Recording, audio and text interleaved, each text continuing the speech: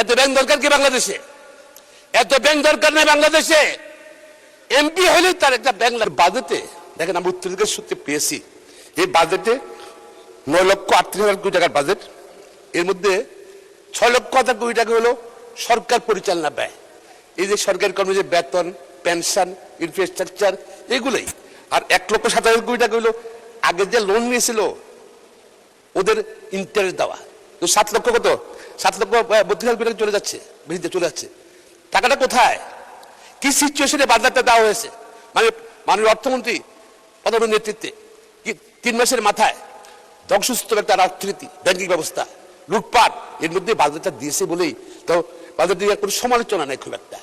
বিরোধী দলের আমার প্রিয় মাননীয় সংসদ সদস্যরা, নেতারা সমালোচনা করেন, কিন্তু অন্য সময় যে সমালোচনা হয়, যে শক্তি থাকে এই সমালোচনায়, ওনার বক্তব্য বিরোধিতার খাতে বিরোধিতা করেন। কথার মধ্যে শক্তি নাই, বিরোধিতার মধ্যে শক্তি নাই তাদের। এটা কিন্তু দেশবাসী বুঝতেছি, আমরা পার্লামেন্টে বুঝতেছি। মানে স্পিকার, বাসের বাস্তবায়নে আমাদের কতগুলো সমস্যা আছে। প্রথম হলো বাংলাদেশে এই যে আইন শৃঙ্খলার অবনতি। কোটি কোটি মানুষকে বেকার রেখে, যুবককে বেকার রেখে আমরা আইন শৃঙ্খলার উন্নতি আমরা আশা করতে পারি না।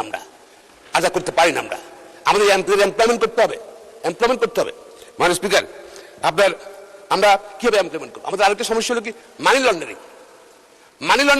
আমি আইন হিসেবে বলছি, স্বাধীনতার পরে পর্যন্ত মানি লন্ডারিং করছে। আমরা বক্তৃতা সবাই বলেছি, শ্বেতপত্র প্রকাশ করেছি, কোনো টাকা ফিরে আসে নাই, আসার সুযোগও নাই। টাকাটা সিস্টেমে ঢুকে যায়। আর মানে একটা অর্থ একটা তারিখটার আছে, মানি উইল মুভ আর money is safe, then money will make money. যেখানে মানি সেফ ফিল করবে সেখানে মানি থাকবে। ঘরে থাকো, ঘরের মধ্যে আমাদের মা বোনরা কি করে, সারা বছর ছিল আলবেরিতে স্বর্ণ টাকা রাখে, ঈদের বাড়ি যাওয়ার সময় বাসা খালি ওকে বের করে কাতার ভিতরে শাড়ির ভিতরে রেখে যায়, বিকজ সেফ ফিল করে। সুতরাং বাংলাদেশে এই সিস্টেম চেঞ্জ। আজকে সিঙ্গাপুরে আইন নেই, সিঙ্গাপুরে টাকা যায়। দুবাইতে আইন নেই, কানাডায় আইন নেই, থাইল্যান্ড আইন নেই, আইন আছে। আমরা কেন সিস্টেম চেঞ্জ করি না কেন? Let's change the system. তাইলে ওই টাকাটা দেশের মানুষ সেফ ফিল করবে, টাকাটা দেশে রাখার জন্য। বিদেশ থেকে টাকা চলে আসবে। আমরা অলওয়েজ রিভার্স। সেটা আমার মনে হয় আমাদের সিস্টেম চেঞ্জ করা উচিত। মানে স্পিকার, যেটা বলতে চাচ্ছি, আপনার টাকা নাই, ব্যাংক লুট হয়ে গেছে। এত ব্যাংক দরকার কি বাংলাদেশে? এত ব্যাংক দরকার নেই বাংলাদেশে।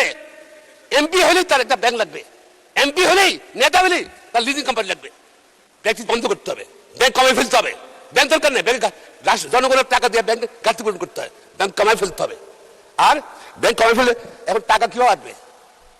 কেন আমরা চেঞ্জ করি না কেন? আমরা টাকা, নগদ টাকা ঘরে, যেহেতু ব্যাংকের মানে রাস্তা নাই, নগদ টাকা ঘরে।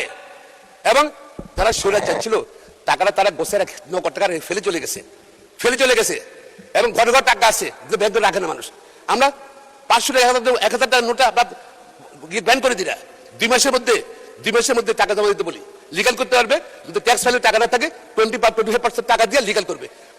দেখা যাচ্ছে আমার বাজার ঘাটতে ফিল আপ হয়ে যাবে, 2 লক্ষ 2.5 লক্ষ প্রায় ব্যাংকের টাকা লিগাল হয়ে যাবে টাকাটা। এবং সেটা আপনার ইনভেস্টমেন্ট হবে, মানে ইকোনমিক হুইল ঘুরবে।